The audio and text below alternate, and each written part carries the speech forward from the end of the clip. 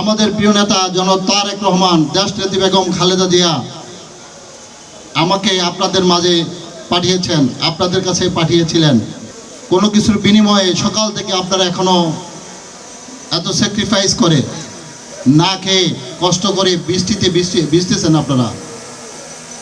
সে আকর্ষণ হচ্ছে ভালোবাসার আকর্ষণ, সে আকর্ষণটা হচ্ছে ভালোবাসার আকর্ষণ, সে আকর্ষণটা হচ্ছে মায়ার আকর্ষণ, সে আকর্ষণটা হচ্ছে আমি মিয়া নুরুদ্দিন অপু, ভেদরগঞ্জের সন্তান, শরীয়তপুরের সন্তান, সে আকর্ষণ।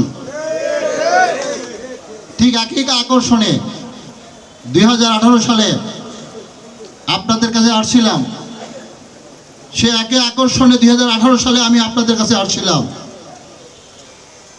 আমার ছেলেটা তখন ছোট ছিল, তাকে আমি হসপিটালে রেখে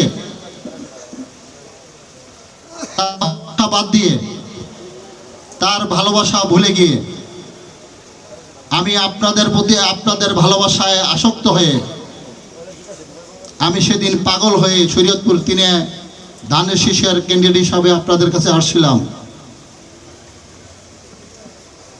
আসার মূল উদ্দেশ্য ছিল আপনারা যারা বঞ্চিত, যারা এখনো বিভিন্নভাবে সমাজ থেকে লাঞ্ছিত, যারা এখনো সমাজের স্থান নাই, সে সমস্ত অসহায় মানুষদের পাশে, গরিব মানুষদের পাশে, আশ্রয়হীন মানুষদের পাশে, সব্রম হারা বোনের রক্ষার্থে আমাকে সেদিন আপনাদের ভালোবাসার জন্য তারেক রহমান পাঠিয়েছিলেন। কিন্তু প্রিয় নেতৃবৃন্দ, আমাকে সেদিন আপনাদের থেকে ভালোবাসার আমার থেকে কেড়ে নিল। আপনাদেরকে আমি ভালোবাসতে পারলাম না।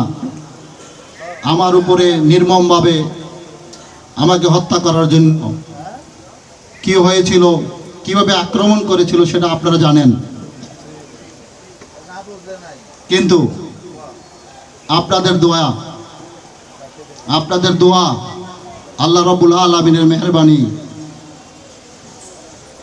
আপনাদের দোয়া, আপনাদের আল্লাহ রাব্বুল আলামিনের মেহেরবানি, রব্বুল আলামিন আপনাদের ভালোবাসার এই আকর্ষণের কারণে, আপনাদের অন্তরের অনুভূতি দেখে, আপনাদের নিয়ত দেখে রব্বুল আলামিন 8 বছর কারাভোগের পরে রক্তাক্ত বুকে এখন আপনাদের কাছে আবার পাঠিয়েছেন।